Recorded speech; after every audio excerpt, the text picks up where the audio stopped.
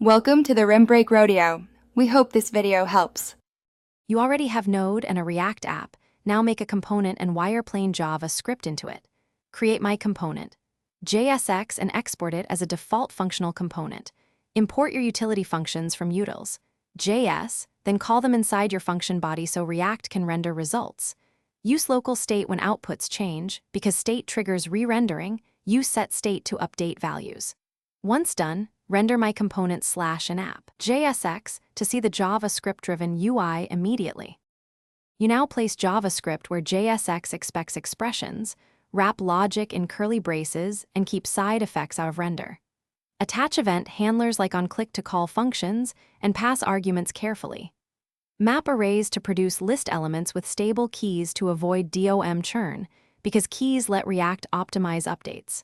For async work, use effect to fetch or subscribe, and clean up to prevent leaks. Make sure to memoize heavy computations, with use memo when performance matters. You're ready to finalize and ship.